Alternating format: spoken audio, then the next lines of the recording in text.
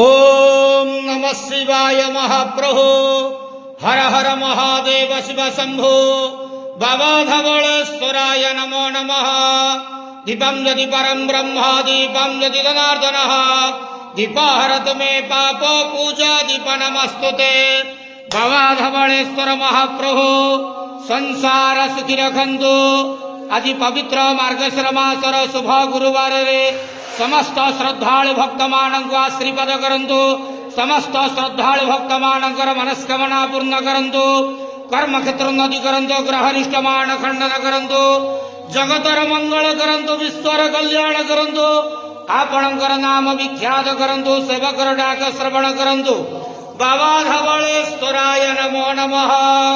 संसार सुखी रखंतु आनंदे गवार हरि बोलो। आज शुभ गुरुवार रे समस्त भक्त मानक आशीर्वाद करंतु आनंदे।